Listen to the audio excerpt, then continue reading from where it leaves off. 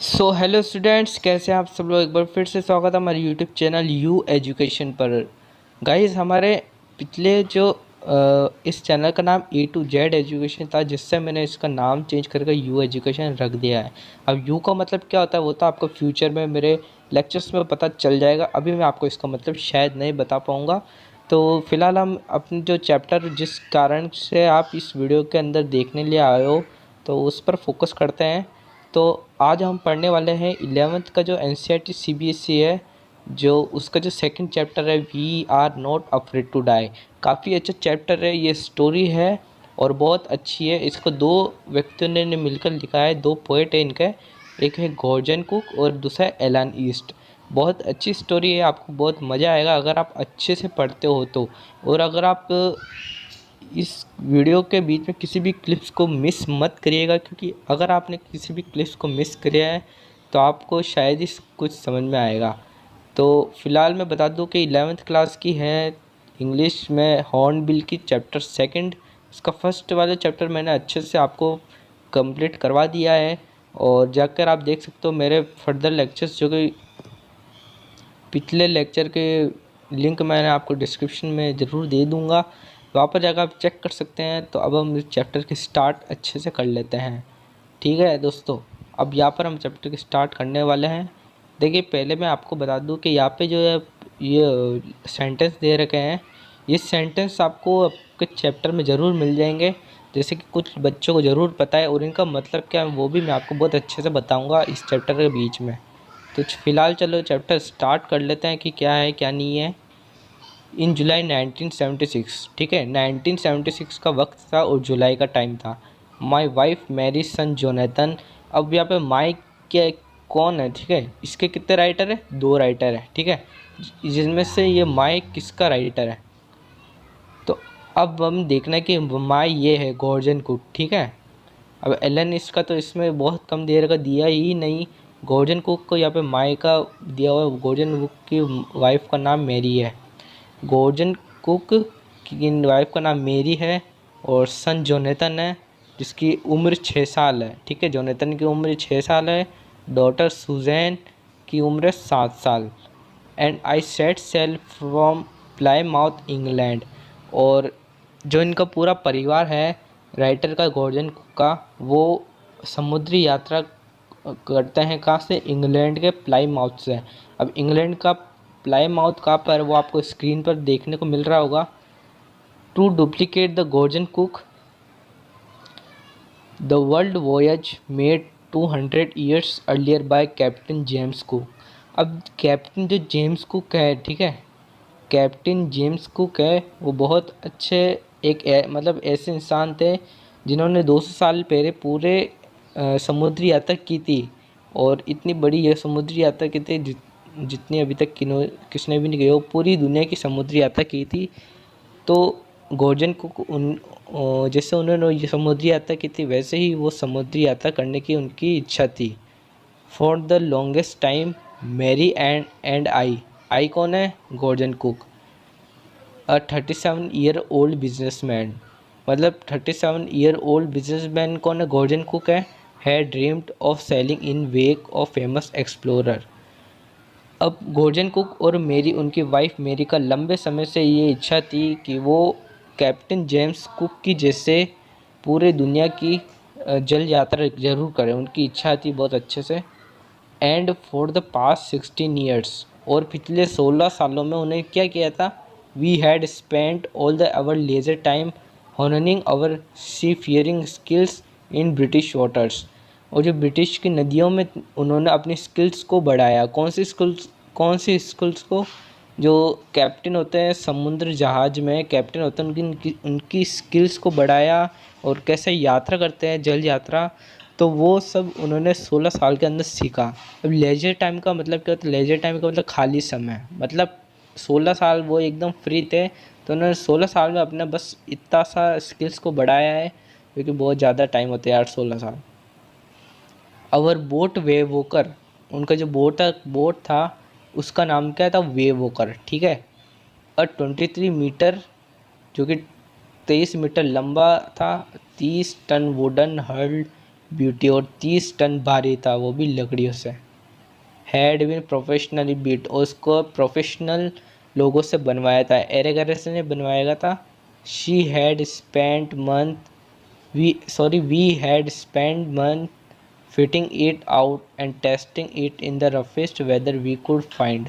और जहाज़ बनने के बाद में इन्होंने सबसे रफेस्ट वेदर यानी सबसे ऐसा भयंकर तूफान वूफान में इसको परीक्षण किया इस जहाज़ का कि वो कैसे काम कर पाता भी है या नहीं। The first leg of our plan 3 years, जो उनके योजना थी कि हम भाई जल यात्रा ज़रूर करेंगे, तो उनका जो पहला चरण है तो उन्होंने अब जो स्टार्ट किया है 3 साल का, ठीक है। ये जो किलोमीटर दे रखा है, अब इसका मतलब बहुत से बच्चे ज़रूर कंफ्यूज हो गए कि इसमें क्या है। ये है 105,000 का मतलब 1,05,000, ठीक है, जो कि इंटरनेशनल वर्ड में इसको जमाया गया है और इंडियन तरीके में थोड़ा अलग सा होता है। इंडियन तरीके में जीरो के बाद में कोमा आ जाता है, या पर सॉरी 1 और 0 के बीच में कोमा आ जाता है, लेकिन इंटरनेशनल तरीके से इसको जमाया गया है तो 1,05,000 है, ठीक है। 5,000 kilometre journey pass pleasantly as we sail down the west coast of Africa to Cape Town. अब इन्होंने बताया कि 1,05,000 किलोमीटर की यात्रा इन्होंने एकदम खुशी खुशी यात्रा की यात्रा गुजारी। और कहाँ से कहाँ तक यात्रा गुजारी? West coast of Africa to Cape Town. Africa जो वेस्ट कोस्ट है, जिसे कि आप स्क्रीन पर देख पा रहे हो, वहाँ से लेकर इन्होंने केप टाउन तक 1,05,000 किलोमीटर की यात्रा सफ़र की। भाई बहुत ज़्यादा होता है इतने kilometre. There before heading east, और जब यात्रा 1,05,000 की किलोमीटर यात्रा करने के बाद में वो ईस्ट की तरफ बढ़े, तो वो ईस्ट की तरफ बढ़े। वी टुक ऑन, ठीक है, क्या लिखा हुआ है? We took on 2 crew man. Crew man मतलब 2 उनके साथी थे, 2 की ज़रूरी होता है कि बोट पे उनकी फैमिली को 2 क्रू मैन ज़रूरी होते हैं हैंडल करना पूरे जहाज़ को। 2 जने काफ़ी नहीं होते हैं। अमेरिकन लैरी वीगल, एक का नाम था लैरी वीगल जो कि अमेरिका था, और दूसरा था स्विज हर्ब सिगलर। दूसरे का नाम क्या था? हर्ब सिगलर, जो कि स्विट्ज़रलैंड का था। To help us tackle one of the roughest world roughest seas the southern Indian ocean. जो हमारे भारत का जो साउदर्न इंडियन ओशन है, बहुत रफेस्ट सीज़ है, दुनिया का सबसे रफेस्ट सीज़ में से एक है।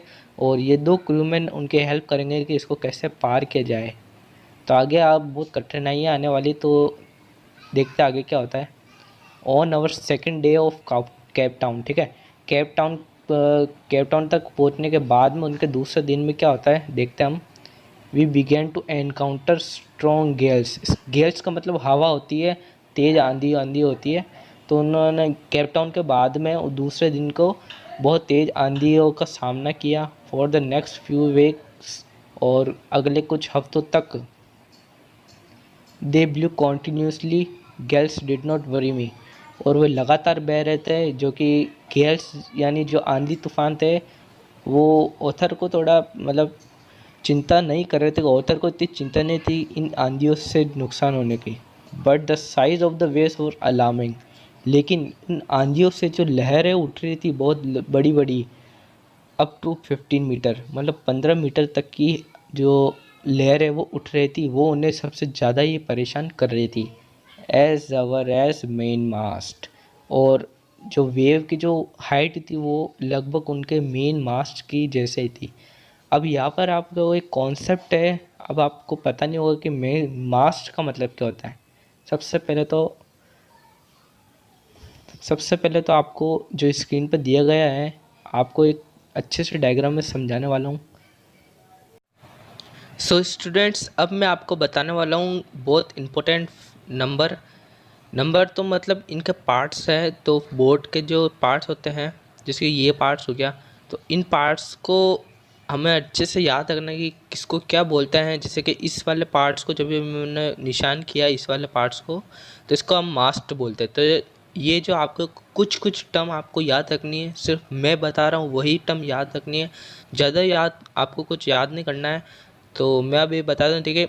ठीक है, इस ये जो डंडी लग रही है ना, ये वाली डंडी, ये जो डंडी है ना, इस डंडी को मास्ट बोलता है, ठीक है। मेन मास्ट भी बोल सकते हैं। और ये तो ये जो है ना, ये कपड़ा होता है, ठीक है। कपड़ा होता है बोट में, जिसको हम मेन सेल बोलते हैं, ठीक है। चैप्टर में आएगा मेन सेल, मेन सेल भी बोलते हैं इसको। और अब इसके जो सामने जो ये एक और है छोटा कपड़ा, ठीक है, इस छोटे कपड़े को जीप बोलते हैं। क्या बोलते हैं? जीप बोलते हैं। और इसको स्टॉर्म जीप भी बोलते हैं, ठीक है। ये हो गया। अब हम देखते हैं बूम। ये जो बूम, ये देख रहे हो, ये लकड़ी जो है ना, इसको बूम बोलते हैं, ठीक है। और स्टन, स्टन का मतलब जो बोर्ड का जो पीछे का जो हिस्सा होता है ना, उसको स्टन बोलते हैं। और बो का मतलब जो आगे का जो नुकीली चीज़ होती है, मतलब आगे का हिस्से को बो बोलते हैं।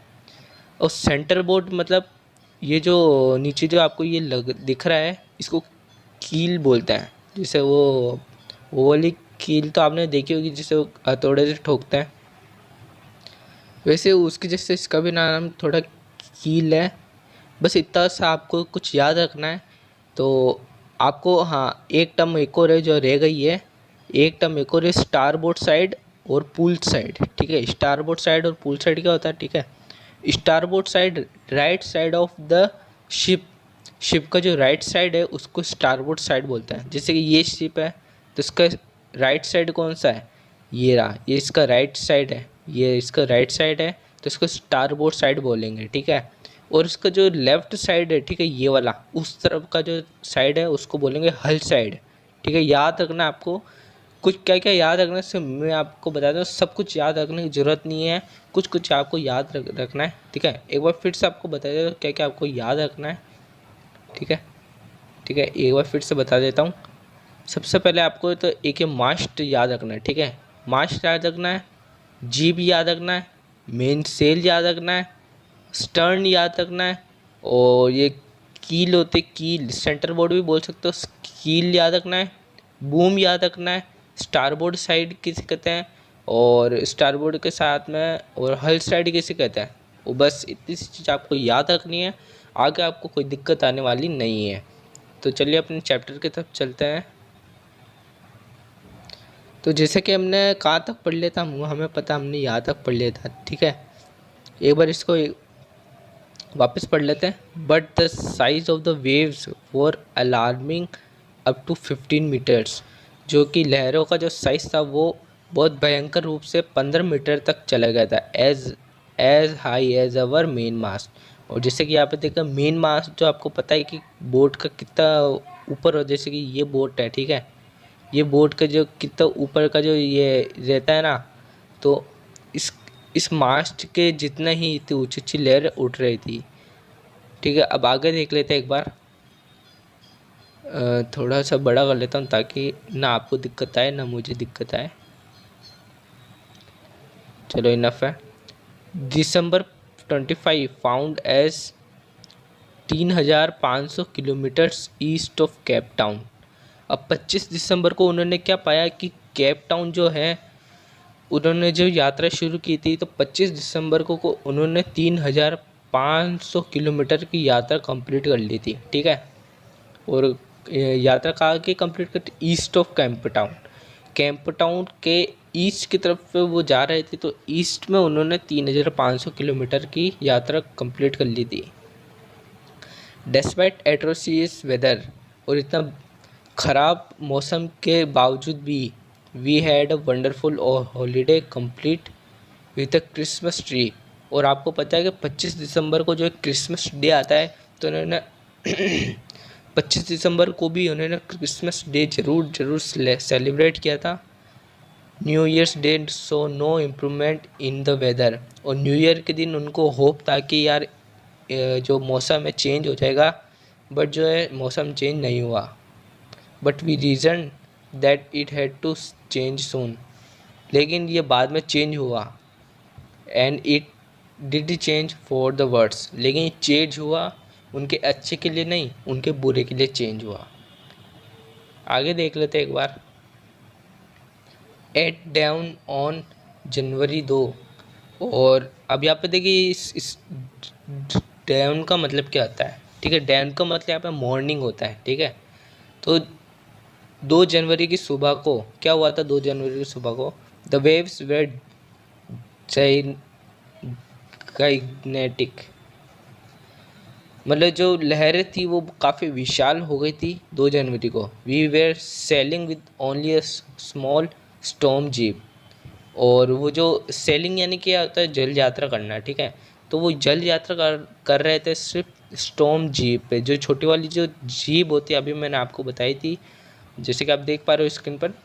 तो सिर्फ उनके पास जो छोटी वाली जीप से ही वो यात्रा कर रहे थे। जो बड़ी वाली जो जीप थी वो वो टूट चुकी थी आंधी तूफान के कारण। And we still making 8 knots.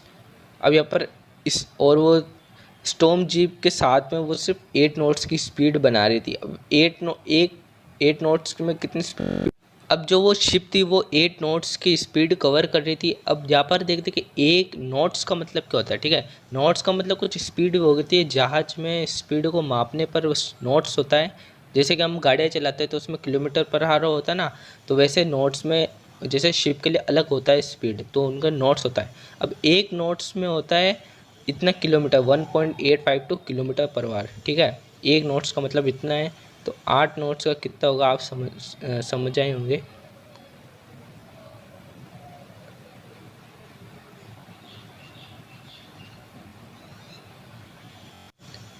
ठीक है, जैसे कि मैंने आपको बता दिया कि यार नोट्स का मतलब क्या होता है, तो आगे देख लेते हैं एक बार, याद से हमको पढ़ना है।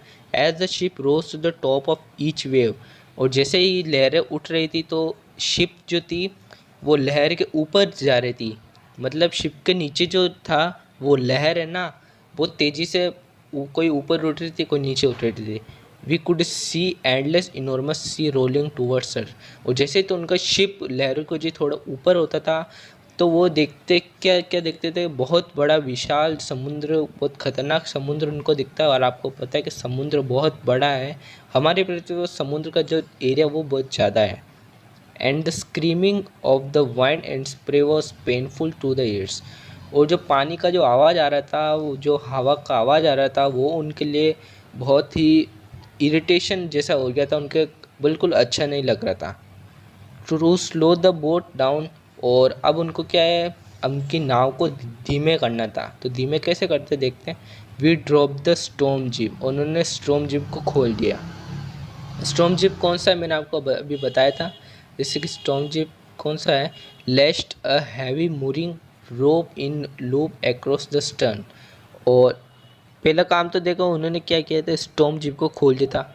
और दूसरा काम उन्होंने किया था, जो हैवी मूरिंग रोप, हैवी मूविंग रोड यानी बहुत बहुत बहुत बड़ी रस्सी होती है, बहुत जाड़ी होती है, उनका सरकमफेरेंस बहुत ज़्यादा होता है। तो उन्होंने क्या किया था कि पीछे स्टन होता है ना, स्टन को अभी मैंने आप बता रही कि बोट का जो पीछे वाला हिस्सा होता है उसको स्टन बोलता है। तो वहाँ पर उन्होंने रस्सी इस तरह से बांधा था कि फ्रिक्शन हो जाए और थोड़ी स्पीड कम हो जाए। Then we double lashed everything, और फिर से उन्होंने सब कुछ बांधा था, अच्छे से बांधा था। Went through our life draft skill. अब लाइफ ड्राफ्ट स्किल क्या होता है, लाइफ ड्राफ्ट स्किल वो जो नाव होती है उनके अंदर कुछ छोटी छोटी नौकाएं भी होती है, जिससे कि अगर कुछ भी जहाज डूबने लग जाए तो वो उन पर बैठकर अपनी जान बचा सकते हैं। और क्या देखो, अटैच्ड लाइफ लाइन्स, मतलब वो जैसे कि पानी में अगर अपन जाते हैं तो पीछे कमर पर जो लगाते हैं ना ऑक्सीजन सिलेंडर, और बहुत से उनको लाइफ लाइन्स बोलते हैं। डोंट ऑयल स्किन, अब ऑयल स्किन ये कुछ कपड़ा उपड़ा होता है जिसको पहनने पर आप जो समुद्री का खारा पानी होता है उससे आप बच सकते हो। डोंट का मतलब यहाँ पे पहनना होता है, ठीक है। एंड लाइफ जैकेट्स, और लाइफ जैकेट्स पहने हैं उन्होंने, मतलब पूरा बॉडी से कवर हो चुका है, और अब उनका जो है पानी में वो कूद सकते हैं। अब यहाँ पर जो है सुनामी, यहाँ पर जो है मौसम ख़राब नहीं हुआ था, लेकिन उन्होंने आभास हो गया तो मौसम ख़राब होने वाला है, इसलिए वो पहनकर वेट करने लगे कि शायद मौसम ख़राब हो जाए, हम पहले से रेडी रहें। The first indication of impending disaster came at about 6 p.m. और जैसे कि उनको आभास हो रहा था कि यार अब डिज़ास्टर है जो कि आने वाला है, तो 6 बजे उनके डिज़ास्टर आ चुका था with an ominous silence. Ominous मतलब कि भयंकर होता है, मतलब ख़तरनाक तरीके से। और साइलेंस तो था ही यार, समुद्र में ना कोई शोर शराबा नहीं होता है, तो साइलेंस ऐसी होती थी कि हमको बहुत भय लगता था कि यार अब डिज़ास्टर आ रहा है। द वाइंड ड्रॉप्ड, जो हवा है रुक गई थी, and the sky immediately grew dark, और जो आसमान था वो बहुत ब्लैक हो चुका था। Then came a growing roar, और जो कि बहुत तेज़ी से बादल गरज रहे थे। And an enormous cloud toward aft of the ship. Aft of the ship का मतलब क्या होता है, शिप का जो पीछे का हिस्सा होता है उसको एफ्ट बोलते हैं, ठीक है। तो जो बादल गरज रहे थे बहुत ज़ोरों से, और बादल आ रहे थे पीछे से, कहाँ से, शिप के पीछे से आ रहे थे, विथ हॉरर। और हॉरर का मतलब तो आपको पता है, जैसे भूतिया जैसे होता है, तो वो सब लोग भय से काँप जाते हैं। I realise that it was not a cloud, फिर बाद में लेखक को देना पता पड़ा कि ये तो बादल नहीं है, लेकिन क्या है, बट अ वेव, लेकिन लहर है, like no other I had ever seen. और जो ऑथर ने जो जो वेव देखी थी, वो वेव दूसरी वेव से बहुत ज़्यादा ही बड़ी थी, और जस्ट डबल थी, मतलब इट अपियर परफेक्टली वर्टिकल, और वो लहर एकदम खड़ी थी। And almost twice the height of the other wave, और दूसरे वेव्स की हाइट की डबल थी, with a frightful breaking crest. और वो इतनी लंबी थी कि उनका जो क्रेस्ट होता है, मतलब जहाज़ का जो सबसे ऊपर का जो भाग होता है, उसको भी थोड़ा बहुत ब्रेक कर देता, मतलब इतनी पावरफुल वेव थी वो। The roar increased to a thunder as the stern moved up the face of the wave. अब यहाँ पर क्या होता है कि वो इतनी ज़ोर से डिज़ास्टर आया था, और इतना ज़ोर से बादल गरजने लगे, तो बादल गरजने का जो था, वो बिजली भी चमकने लगी, ठीक है, बिजली भी चमकने लगी। तो जिससे क्या होती है, बहुत बड़ी लहर आई थी उनके जहाज़ के नीचे से, और उनका जो पीछे स्टर्न यानी जो पीछे का जो हिस्सा है, स्टर्न यानी पीछे का हिस्सा है, जो कि ऊंचा हो गया था। और ऊंचा होने पर क्या हुआ था कि उनका जो आगे देख ले, तो मतलब इतना सा दिया हुआ है कि स्टर्न जो है ऊंचा हो गया था। एंड फॉर अ मोमेंट, और कुछ क्षणों के लिए, I thought we might ride over it, और ऑथर को लगा कि यार हम इस बड़ी लहर से बच जाएंगे। But then a tremendous explosion shook the deck, लेकिन बहुत जोर से धमाका हुआ, जो कि उनके नाव का जो ट्रैक होता है, मतलब जो जहाँ पर लोग बैठते हैं उनको ट्रैक बोलते हैं, तो वो क्या है, पूरा हिल गया था। शुक यानी हिलना। A torrent of green and white water broke over the ship, और मूसलाधार बारिश हो रही थी, तो उनका जो पानी है वो शिप के ऊपर गिर रहा था। My head smashed into the wheel, और जो ऑथर था उनका जो सिर है वो इतना जोर से डिजास्टर आया कि लेखक का जो सिर है वो व्हील पर जाकर टकरा गया। व्हील वही होता है, वो चक्रा घुमाने का होता है, उस वहाँ पे जाकर उनका सिर जोर से लग गया था। And I was aware of flying overboard, और उनको जैसे ये सब डिजास्टर आया था, तो लेखक उछल के बोट से बाहर गिर गए थे, ठीक है, बोट से बाहर गिर गए थे। And sinking below the waves, और जो लहर उठ रही थी उनके नीचे बह रहे थे, उनको वो अवेयर थे, वो मतलब उनको पता था कि अब मैं गिर चुका हूँ, मैं बह रहा हूँ, डूब रहा हूँ, मतलब I accepted my approaching death, ठीक है, मतलब लेखक ने एक्सेप्ट कर लिया था कि अब वो उनकी मृत्यु क्या है, संकट में है, अब उनकी मृत्यु उनके करीब है। And as I was losing consciousness, और वो जैसे अपना होश खो रहते हैं, आई फील क्वाइट पीसफुल, जैसे कि वो अपना होश खो रहे थे, तो उनको एकदम शांतिपूर्वक महसूस हो रहा था कि चलो यार अब मौत आने वाली है, अब सारे जितने प्रॉब्लम से सबसे छुटकारा मिल जाएगा। लेकिन ऐसा नहीं होएगा, कुछ आगे क्या दिखता है। Unexpectedly my head popped out of the water, और एक्सपेक्ट नहीं होता है कि ऑथर को कि ऐसा भी कुछ हो जाएगा, तो जो उनका सिर जो है वो पानी के बाहर आता है। अ फ्यू मीटर्स अवे, तो कुछ ही मीटर दूर, wave walker was near capsizing. अब यहाँ पे कैप्साइजिंग का मतलब क्या है, अब यहाँ पर क्या लिखो, wave walker was near capsizing का मतलब नाव को उलटना, ठीक है। वेव वॉकर कौन थी, जो जो नाव थी ऑथर की, उसका नाम था वेव वॉकर, ठीक है। वो नाव जो कम ऑलमोस्ट मतलब उलट गई थी। हर मास्ट ऑलमोस्ट हॉरिजॉन्टल, अब उसका मास्ट क्या होता है, सीधा होता है, ठीक है। अब डिजास्टर आने के बाद उसका मास्ट जो है ना, मतलब आधे से ज़्यादा तो टेढ़ा हो चुका था। हॉरिजॉन्टल यानी ऐसा ऐसा ये तीजा, वो वर्टिकल को हम खड़े को बोलते हैं, वर्टिकल खड़े बोलते हैं। हॉरिजॉन्टल जो ऐसे जैसे ट्रेडर है तो उसको हॉरिजॉन्टल बोलते हैं, ठीक है। आगे देख लेते हैं। Then a wave hurled upright, ठीक है। तब क्या हुआ था, एक वेव उनके ऊपर आई थी। माई लाइफ लाइन जर्कड टॉन्ट, और उनका जो लाइफ लाइन था, मतलब जो जैकेट पहन रखा था, वो भी उनके लिए अब वो भी कुछ जैकेट अभी बचे थे, तो वो जैकेट का उनके नीचे गिर गया था। आई ग्रैब द गार्ड रेल्स, और उन्होंने क्या किया, जो गार्ड रेल्स होती है, जो साइड में नाव के जो रेल्स होती है, उनको पकड़ लिया था। And sail through the air into the Wavewalker's main boom, और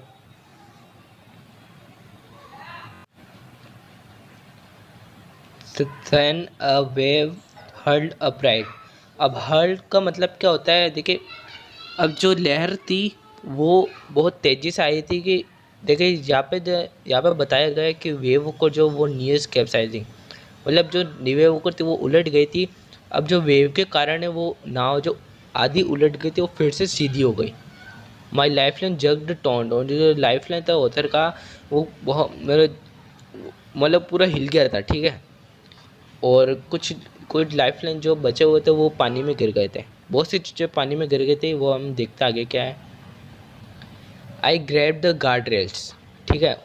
लेखक ने जब नाव ऐसे उल्टी गई तब लेखक ऑथर थे, उन्होंने गार्ड रेल्स को पकड़ लिया था, जो नाव के साइड में जो रेल्स होते हैं उनको पकड़ लिया था। And sailed through the air into the wave cuts main boom, और जो हवा इतनी तेज चल रही थी, हवा के मतलब हवा इतनी तेज चल रही थी वो उड़ भी सकते थे, तो हवा के कारण वो वेवोकर्स मेन बूम के पास पहुँचे, ठीक है। सब्सिक्वेंट वेव्स टॉस्ड में around the deck like a ragdoll, और हवा लहर जो थी तो लेखक को पूरा उलट दिया था, एक गुड़िया के जैसे पूरा पलट दिया था डेक के ऊपर। माई लेफ्ट रिब्स क्रैक्ड, उनको जो पसली थी, लेफ्ट की पसली थी, उनको पूरा टूट गई थी। My mouth filled with blood, उनका मुंह जो खून से भर गया था। एंड ब्रोकन टीथ, उनके दांत भी टूट गए थे। Somehow I found the wheel, और जैसे ही उन्हें कैसे भी करके उन्होंने व्हील को जैसे ढूंढा, मतलब पाया।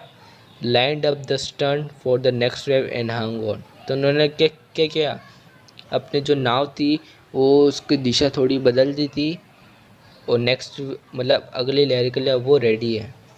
वाटर वाटर एवरीवेयर, हर जगह पानी ही पानी था। I could feel that she had water below, तो जैसे कि उसको पता है। But I did not abandon the wheel to investigate. अब उनको जैसे कि उनके इतने तेज डिजास्टर आए थे तो हर जगह पानी ही पानी था, और उनको पता था कि नाव के जो नीचे वाला पोर्शन होता है, ठीक है, नीचे वाले जो पोर्शन होता है नाव का, तो वहाँ पर क्या पानी पानी भर गया था। लेखक को, ऑथर को पता था, तब उनकी हिम्मत नहीं हो रही थी कि नीचे जाकर चेक करें कि पानी कहाँ से अंदर आ रहा है, कहाँ से नहीं आ रहा है। सडनली अचानक से क्या हुआ, the front hatch was throw open and Mary appear. जैसे कि आप स्क्रीन में देख पा रहे हो कि नाव का जो फ्रंट हैच है वो कैसा होता है। तो जैसे वो फ्रंट हैच जैसे खुलता है तो उनकी वाइफ मेरी दिखती है। वी वर सिंकिंग, तो उनकी वाइफ बोलती क्या हम डूब रहे हैं। शी स्क्रैम्ड, मतलब ज़ोर से चिल्लाकर बोलती है।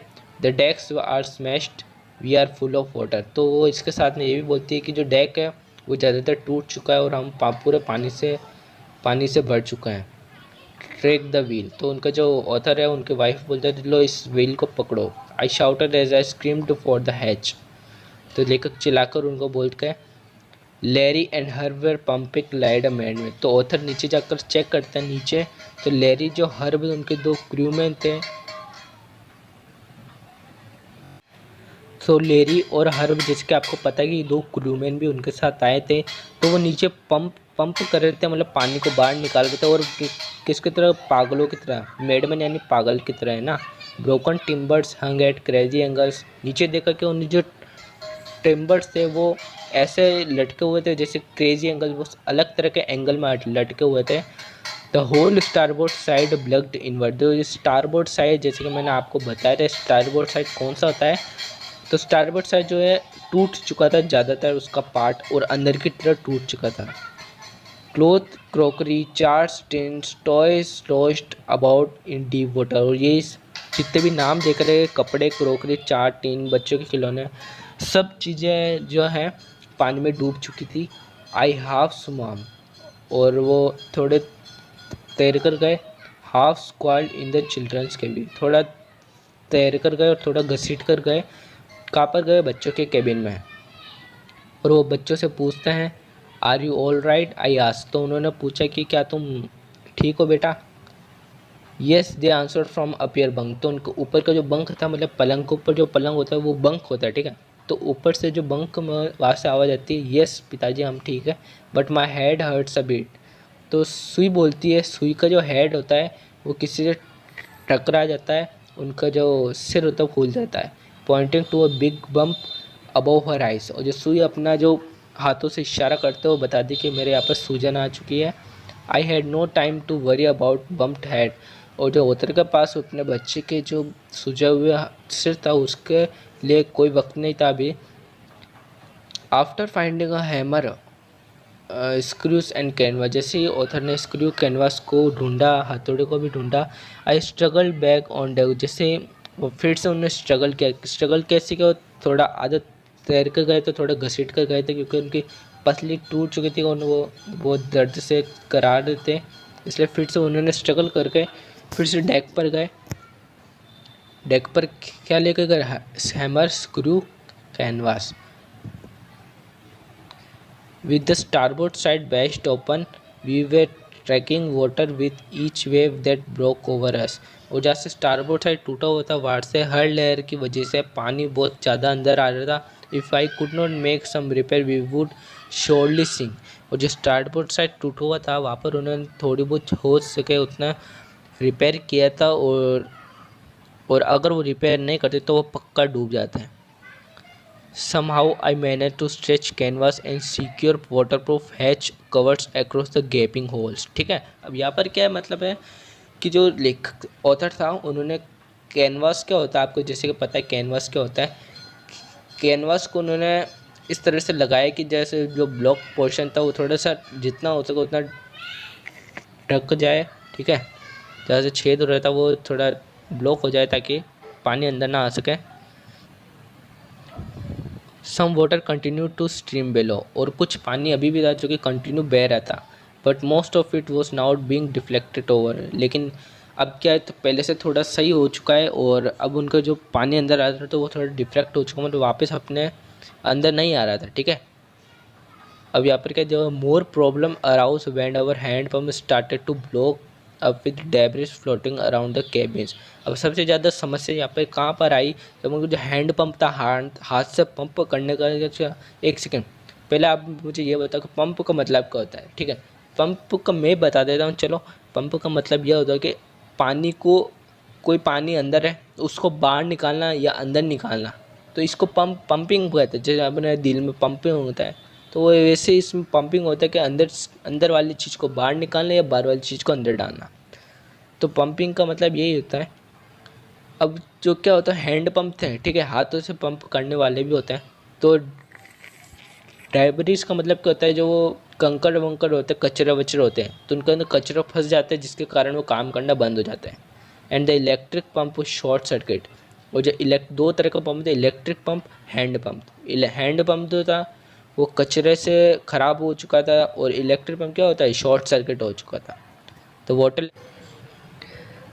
वाटर लेवल रोज थ्रेटनिंग, मुझे वाटर का जो लेवल था वो कम्प्लीटली इतना बुरी तरीके से बढ़ रहा था कि लेखक को, ऑथर को डर लग रहा था। बैक ऑन डेक, और जैसे ऑथर जो है वापस अपने डेक पर आते हैं, I found that our two spare hand pumps, जो इनके हैंड पंप्स अलग से थे पहले यानी फालतू में पड़े रहते हैं हैंडपम्प्स, उनको मिल गए 2 हैंडपम्प, ठीक है। हैड बिन रेंच्ड ओवरबोर्ड, ठीक है, वो मतलब बोर्ड के ऊपर पड़े होंगे।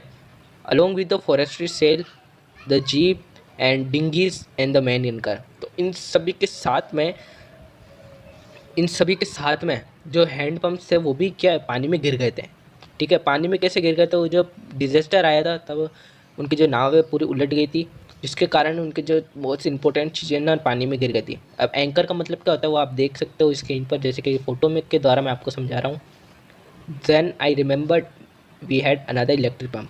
तब उनको याद आया कि मेरे पास दूसरा इलेक्ट्रिक पंप भी है under the chart room floor. और कहाँ पर है, चार्ट रूम फ्लोर के अंदर। I connected it to at out pipe, उसको आउट पाइप के साथ जोड़ते हैं। And was thankful to find that it worked. और वो बहुत थैंकफुल फील करते हैं कि यार काश ये काम कर चुका, और अगर काम नहीं करता तो 100% डूब जाते वो। The night dragged on with an endless, ठीक है। पूरी रात उन्होंने काम किया बिना कोई रुके, bitterly cold routine of pumping, steering and working the radio. और सभी लोग हैं बारी बारी से काम कर रहे थे कि कोई एक जना स्टीयरिंग पकड़ेगा, कोई दूसरा जना पंप करेगा, कोई तीसरा जना वर्किंग रेडियो मतलब सिग्नल भेजेगा लगातार ताकि उनको मदद मिल सके। We were getting no replies to our midday calls. Midday का मतलब क्या, जो मई के दिन होते हैं उनको मिड डे बोलते हैं। तो उनको मई के दिनों में कोई रिप्लाई नहीं आ रहा था, which was not surprising in the remote corner of the world. और ये कोई सरप्राइज़ की बात नहीं थी, क्योंकि वो ऐसी जगह पर थे जो कि बच पाना उनका थोड़ा मुश्किल था, वहाँ पे बचने की आशाएं थोड़ी कम थी। Swiss had a solar alarmingly का मतलब भयंकर रूप से होता है, ठीक है, इसका मतलब भयंकर रूप से होता है। सुई का जो हेड था जो बहुत भयंकर रूप से फूल चुका था। She had two enormous black eyes, उसके 2 बड़ी बड़ी काली आंखें बन चुकी थी, भयंकर ऐसे डरावने जैसा। And now she showed us a deep cut on a arm. और अब इतना सब होने के बाद में जो सुई नाम था उसके बच्ची का, तो वो अपने हाथ पे जो कट लगा हुआ था वो बता रही थी कि देखो पिताजी मेरे कट लगा हुआ है। When I asked why she had not made more of injuries before this, she replied I did not want to worry you when you are trying to save us. तो उसके पिताजी ने बोला कि भाई तुम क्यों इसके बारे में क्यों नहीं बताया मुझे। तो उसकी जो बेटी बोलती है कि पिताजी हम आपको और परेशान नहीं करना चाहते थे, तो हम ऐसे सिचुएशन में by morning on the January 3 जनवरी की सुबह को क्या होता है, the pumps had water level sufficiently under control for us to take 2 hours. तो अब जो है पंप के कारण जो हम उनको 2 घंटे का जो रेस्ट ले सकते थे, कि इतना उन्होंने वाटर के लेवल को नीचे कर दिया था। रेस्ट इन रोटेशन, और वो भी क्या है, रोटेशन में रेस्ट ले सकते थे 2 घंटे का। But we still had a tremendous leak somehow below the water line. और अभी भी जो है उनके भयंकर रूप से क्या है, छेद हो रखा था नीचे बोट के जो नीचे वाले हिस्से में। एंड ऑन चेकिंग, और जैसे चेक किया, आई found that nearly all the boats. तो जैसे चेक किया तो उन्होंने क्या पाया कि बोट के जो main rib frame were smash down to the keel. जो बोट के तो रिब फ्रेम है वो क्या कील तक टूट चुके हैं। कील और फ्रेम क्या होता है, रिब क्या होता है, मेन रिब क्या होता है, जो बड़ा वाला चद्दर होता है उसको मेन रिब बोलते हैं। तो ये सब कील तक टूट चुका था। In fact there was nothing holding up a whole section of the starboard hull except a few cupboard partition. तो तो इसके अलावा क्या था, उनको होल्ड करने के लिए उनके स्टारबोर्ड साइड जो कि पूरा टूट चुका था, ठीक है, स्टारबोर्ड साइड पूरा टूट चुका था। तो इसके अलावा अब उनको होल्ड करने के लिए अब कोई पार्टीशन नहीं बचा था कपबोर्ड के अलावा। We had survive for 15 hours in the wave. और डिजास्टर के बाद उन्होंने 15 घंटे तक सर्वाइव किया कैसे भी करके। But Wavewalker would not hold together long enough for us to reach Australia. लेकिन अब वेवोकर उनकी जो नाव थी उसमें अब और हिम्मत नहीं थी कि वो उनको ऑस्ट्रेलिया तक भी पहुंचा सके। I checked our charts and calculated that there were 2 small island a few 100 kilometre to the east. और अब जो ऑथर ने ना चेक किया चार्ट्स के अंदर और कैलकुलेट किया कि वो अभी उनकी सिचुएशन कहाँ पे है और उनके पास में कोई आइलैंड वगैरह है या नहीं। तो उन्होंने पाया कि उनके पास में 2 स्मॉल आइलैंड है जो कि उनके कुछ किलोमीटर दूर है। वन ऑफ देम, और जिसमें से एक का है आइल एम्स्टरडैम, ठीक है। एक जो जहाँ पर आइलैंड था वहाँ पे रुकने की जो सोच है तो वो आइल एम्स्टरडैम याद रख लेना। और द फ्रेंच साइंटिफिक बेस, जहाँ पर जो फ्रेंच के साइंटिस्ट लोग हैं वहाँ पर कोई रिसर्च करने के लिए आते रहते हैं। तो वहाँ पर उनका बेस था, तो वहाँ पर उनका अड्डा था।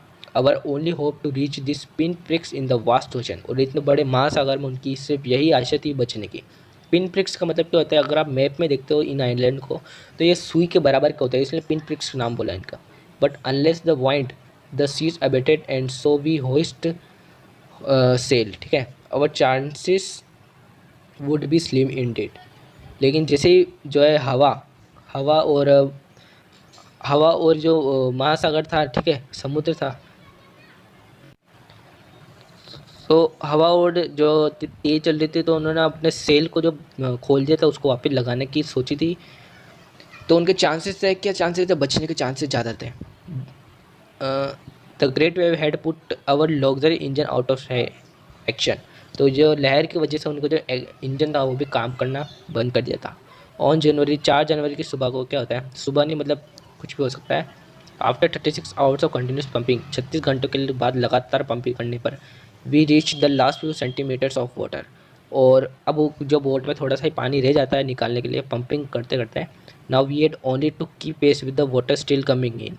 और उनके पास और वाटर स्टिल कमिंग, उनके पास सिर्फ पानी बहुत कम था बोट के अंदर, और जो लीक हो रहा था वहाँ से थोड़ा सा ही पानी अंदर आ रहा था। We could not set any sail on the main mast. और वो जो मेन मास्ट था वहाँ पर कोई सेल लगा नहीं पा रहे थे। Pressure on the rigging would simply put the damage section of the हल अपार्ट। और जो रिगिंग यानी रस्सी होते हैं उनको रिगिंग बोलते हैं, जो रस्सियों का तो प्रेशर था, वो जो जहाँ पर डैमेज सेक्शन हुआ था वहाँ पर उनका प्रेशर बहुत ज़्यादा पड़ रहा था। So we hoisted the storm jib. तो उन्होंने क्या किया, स्टॉर्म जिप को पकड़ा। स्टॉर्म जिप जो छोटे वाले चद्दर होता है नाव का, उसको स्टॉर्म जिप बोलते हैं। And headed for where I thought the two island were. और अब उनके नाव को उन्होंने उस दिशा में मोड़ा जहाँ पर क्या थे, 2 आइसलैंड थे। Mary found some corn beef. Corn beef का मतलब क्या होता है, जो गाय का मांस होता है उसको कॉर्न बीफ बोलते हैं। एंड क्रैकर बिस्कुट, और जो बिस्कुट है टूटे हुए।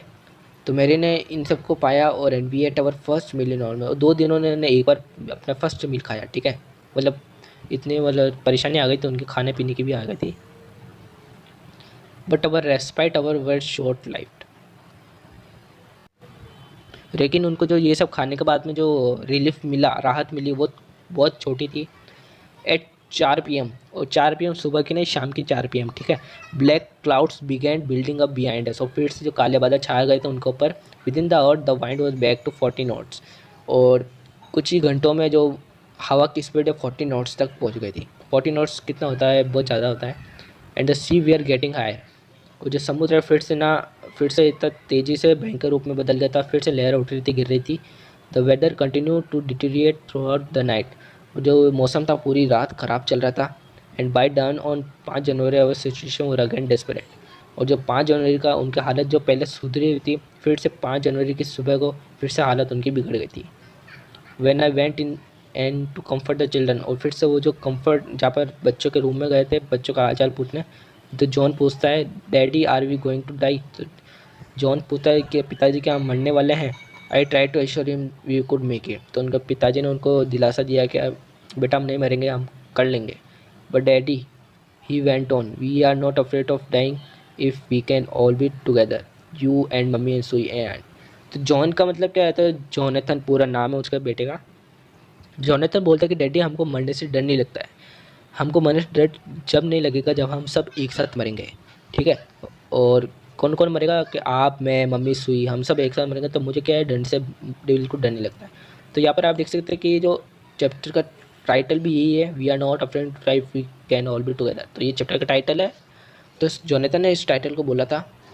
आई find no words with the which to respond. और जो ऑथर के पास कोई शब्द नहीं थे कि उनको कैसे तरह से जवाब दे सके। But I left the children cabin determined to fight the सी।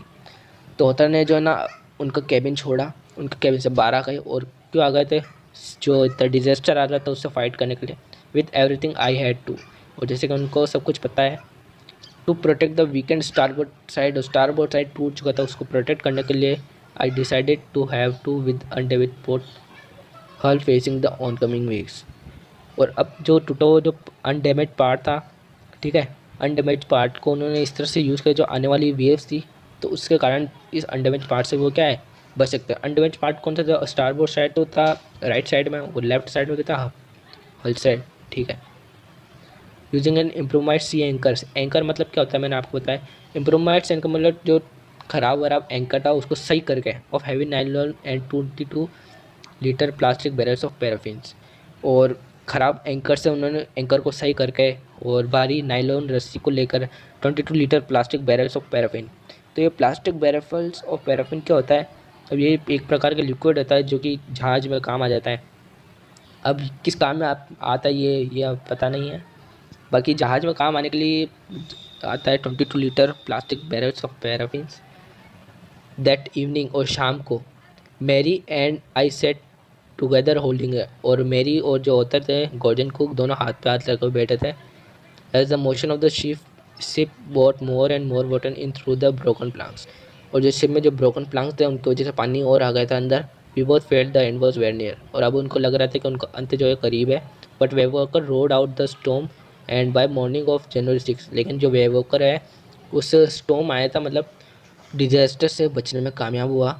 और जनवरी की सुबह को क्या होता है, विद द वाइंड ईजिंग, और जो है क्या हवा शांत हो जाती है। I try to get a reading on a sextants. Sextant क्या होता है? ये मीटर होता है, ठीक है, मीटर होता है। और जो जहाज़ में मीटर को ना, जहाज़ में कुछ मेजर्स करने के लिए सेक्शंस का यूज़ होता है। तो सेक्शंस पे उन्होंने रीडिंग को देखा back in the chat room, और चैट रूम में वापस आने पर I worked on wind speed, और फिर से क्या किया उन्होंने, चैट रूम में आने के बाद कुछ कैलकुलेशन की। और कैलकुलेशन किसके ऊपर की? वाइंड स्पीड, मतलब हवा की स्पीड्स पर की। चेंजेस ऑफ कोर्स, हवा की गति पर की। ड्रिफ्ट, मतलब हवा कितनी तेज़ से बह रहे हैं उन पर की। Current in and afford to calculate our position, और उनके पोजीशन अभी कहाँ है वो भी उनके कैलकुलेट की। The best I could determine was that we were somehow in 150 kilometres of ocean looking for a 65 kilometre wide island. और पोजीशन कैलकुलेट करने पर वो देख रहे थे कि 65 किलोमीटर जो चौड़ा एक आइसलैंड है, तो वहाँ पर वो अब रुकने के लिए अब वो पूरी तैयारी कर रहे हैं। और 150 किलोमीटर अभी तक वो क्या है, यात्रा कर चुके थे। वाइल आई वॉज थिंक, और जैसे वो सोचे थे, सुई मूविंग पेनफुली, ठीक है, क्या था सुई। अब वो सोचे थे कि सुई जो है उनका बेटी जो कि पेनफुली से दर्द के कारण पता नहीं क्या होगी। तो join me, the left side of her head was now very swollen and her black and eye narrow to slits. तो सुई जो उनके पास आई थी, उनके पिताजी के पास, तो उनको वो दर्द से आई थी कि बहुत दर्द हो रहा है पिताजी। तो उसका हेड तो पूरा सूज ही चुका था, उसके आंखें छोटी छोटी हो गई थी, बहुत काली काली सी हो गई थी। She gave me a card she had made, उसने मुझे क्या दिया, कार्ड दिया जिसने क्या उसने बनाया था। On the front she had drawn caricatures of Mary and me with the words. तो उस कार्ड पर उन्होंने कुछ कार्टून जैसे चित्र बनाए थे। किस किस के बनाए थे? मैरी के बनाए थे और गॉर्डन कुक के बनाए थे। Here are some funny people, did they make you life. यहाँ पर उस कार्ड में क्या लिखा हुआ था कि यहाँ पर कुछ मज़ेदार लोग हैं कि आपको उनको देखकर हंसी आ रही है। आई लाफ्टर लॉट एज वेल, लेकिन मुझे तो बहुत हंसी आ रही है। इनसाइड वो message, oh how I love you both. और उस पर मैसेज क्या लिखा हुआ था कि मम्मी पापा मैं आप दोनों से बहुत प्यार करता हूँ। So this card is to say thank you and let's hope for the best. तो ये कार्ड सिर्फ आपको थैंक यू करने के लिए है, और ये आपकी आशा को, आपकी उम्मीदों को, मतलब आपको होप को भी अच्छे से और बढ़ाएगा। Somehow we had to make it. और जो ये सब देखने के बाद गॉर्डन कुक में फिर से वो साहस एनर्जी आ गई कि अब कुछ ना कुछ तो करना ही होगा। उनके अब वो सोचे थे कि अब हमारा क्या है, अंत नियर है। I checked and rechecked my calculation, फिर से उन्होंने कैलकुलेशन को चेक किया। We had lost our main compass and I was using a spare. और वो अपना मेन कंपास जो है खो चुके थे, उन्होंने दूसरे फालतू फालतू खराब कंपास से काम चलाया था। Which had not been corrected for magnetic variation, चूँकि मैग्नेटिक वेरिएशन के लिए बिल्कुल सही नहीं था। I made an allowance for this and another estimate of influence of the westerly currents. और अब तो क्या था, उन्होंने सिर्फ अंदाज़ा लगाया था, ठीक है, अंदाज़ा लगाया था। और वेस्ट में जो करंट्स, वेस्ट में जो लहरें थी, उनके थोड़ा बहुत करके उन्होंने अंदाज़ा लगाया था कि अब उनको किधर मुड़ना है। विच flow through the part of Indian ocean में थे, तो इंडियन ओशन थोड़ा ख़तरनाक था उनके लिए।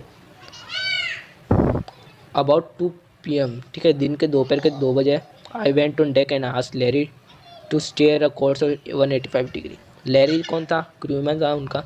तो 2 बजे को ऑथर थे गॉर्डन को डेक पर आए थे, उन्होंने बोला कि 185 डिग्री रोटेट करो। किसको? नाव को रोटेट करो। इफ़ वी आर लकी, अगर हम थोड़ा भाग्यशाली लकी होंगे। I told him with a conviction I did not feel. मतलब लकी उनको तो बहुत साहस से बोलते कि हाँ हम कर सकते हैं, हम पहुंच जाएंगे उस आइसलैंड पर, लेकिन जो वो साहस था वो लकी के खुद के अंदर ही नहीं था। He could expect to see the island at about 5 में, और वो उम्मीद लगा कर बैठे होते कि अगर वो 185 डिग्री नाव को घुमाएंगे तो शाम की 5 बजे शायद वो आइसलैंड पर पहुंच पाएंगे। Then with a heavy heart, और बहुत कठोर दिल के साथ, I went below, climbed on my bunk and amazingly dozed off. और जिसकी गॉर्डन कुक का जो शरीर था वो पूरे तरह से क्षतिग्रस्त हो चुका था, तो वो अपने नाव के नीचे वाले कमरे में जहाँ पर उनका रूम था वहाँ पर गए और बंक पर जाकर झपकी लिए। तो अब अमेजिंगली क्या झपकी लेते लेते सो भी गए थे। When I walked it was 6 PM। ठीक है, देखो उन्होंने क्या हो रहा था कि 5 बजे हम शायद पहुंच जाएंगे, तो वो उठे गए थे पहले 6 बजे उठे थे। तो 6 बजे उठे थे, क्या होता है एंड ग्रोइंग डार्क, क्या दिखता है उनको, थोड़ा काला काला से दिखता है। I knew we must have miss the island, तो वो सोचते हैं कि यार पक्का हमने क्या है आइलैंड को मिस कर दिया होगा, छोड़ दिया होगा। And with the sail we had left, और जो सेल था उनके पास बचा हुआ था वो भी सिर्फ एक ही था, ताकि वो दूसरी जगह भी ज़्यादा दूर नहीं जा सकते थे। We could not hope to beat back in the westerly winds, और फिर से जो वो वेस्ट में जो वाइंड्स थे उनके साथ वो फिर से भी नहीं जा सकते थे, क्योंकि जिस डायरेक्शन में हवा बहेगी तो उसी तरफ में जो है बोट जाएगा। एट दैट मोमेंट, और इस पल पर, a tousled head appeared to my bunk, और जो सुई का जो हेड था उनको दिखता है, कैन आई हैव अ हग। तो उनका जो सुई बेटा उनको जोनेथन कह रहे गॉर्डन कुक को बोलता है कि पिताजी क्या मैं आपको गले लगा सकता हूँ। जोनेथन बोलता है, सुई नहीं बोलता है। सुई वॉज राइट बिहाइंड हिम, सुई जो था ठीक जोनेथन का पीछे खड़ी थी। Why am I getting a hug now, I ask. उसके पिताजी बोलते हैं कि अभी हम हग क्यों कर रहे हैं, because you are the best daddy in the world and the best captain, my son replied. तो उसके बेटे बोलते हैं कि पिताजी क्यों क्यों मैंने आप इसलिए क्योंकि आप दुनिया के सबसे अच्छे डैडी हो और आप सबसे बेस्ट कैप्टन हो। Not today John, I am afraid. तो पिताजी बोलते हैं नहीं बेटा, आज हम गलत साबित हुए हैं, आज हम ऐसा नहीं है। Why you must be said Suyin in the matter of fact voice, you found the island.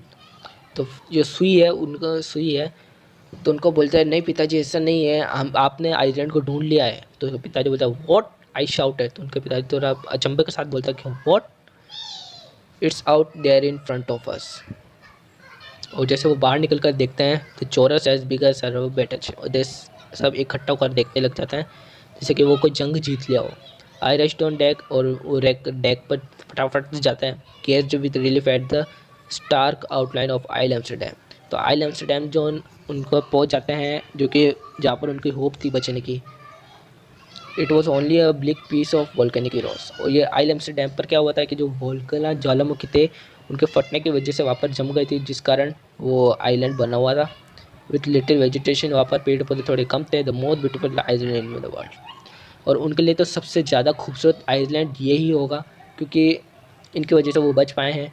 We anchored offshore for the night and the next morning all 28 inhabitants of the island cheered as they helped us ashore. और जैसे कि वो उनको पता था कि जो आइल Amsterdam था किसका बेस था, फ्रेंच साइंटिफिक बेस था। और वहाँ पे जो 28 इनहेबिटेंट, मतलब वहाँ पे 28 रहने वाले कौन थे, साइंटिस्ट ही होंगे। तो वो उनको बचाने के लिए ऐसे आता है चीयर करते हुए, हुर्रे, मतलब कि वो इतने स्ट्रगल के बाद उन्होंने आखिरकार ढूंढ ही लिया। With land under my feet again, my thought were full of Larry and Herbie. जैसे उन्होंने ज़मीन पर पैर रखा तो उनका दिमाग में किसका ख्याल आया, लैरी और हरबी का ख्याल आया, जो कि उनके क्रू मैन थे। Cheerful and optimising under the distress stress and of Mary. उनके साथ साथ मैरी का भी ख्याल आया था, और इन सब ने मिलकर स्ट्रगल किया था, उनके साथ दिया था, जिसके कारण ही आज वो बच पाए, वरना नहीं। Who stayed at the wheels for the forts crystal hearts. और इतने भयंकर क्षणों में उन्होंने साथ दिया था, व्हील संभाली थी, पंप किया था, ये सब किया था, इसलिए तो थॉट्स में ये आया। Most of all I thought of a 7-year old। उसके बाद में उनका जो बेटी थी सुई, उसके बारे में ख्याल आया था, 7 साल की लड़की थी। वो did not want us to worry about a head injury. और जिसका जो और वह जिसने के और गॉर्डन कुक था, जो स्ट्रगल के टाइम जो है ना उसके बेटी का चिंता नहीं कर रहा था कि उसके सिर पर जो चोट लग गई थी। विच सब्सिक्यूटली, आगे का उधर लिखा, which subsequently took access 6 minor operation to remove recurring blood clot between the skin and skull. और जो उसके सिर पर चोट आई थी बहुत गहरी आई थी, जिसके कारण छः माइनर ऑपरेशन, 6 छोटे छोटे ऑपरेशन हुए थे, किसके बीच हुए थे, स्किन और स्कल के बीच में। And of a 6 year bold वो was not afraid to die. और जो उनका जो दूसरा लड़का था जोनाथन, जिसको क्या था, डरने का मरने का कोई भय नहीं था।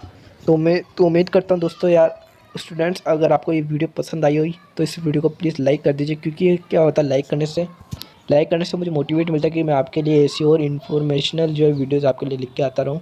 और फर्दर लेक्चर्स के लिए अगर आप चाहते हो मेरे फर्दर लेक्चर्स आपको अच्छे से मिले, तो फर्दर लेक्चर्स के लिए आपको सब्सक्राइब करना होगा। कैसे करना होगा स्क्रीन पर आप देख पा रहे होंगे। सब्सक्राइब करने के लिए आपको सब्सक्राइब बटन को दबाना है और बेल आइकन को दबाकर ऑल नोटिफिकेशन सेलेक्ट कर लेना है।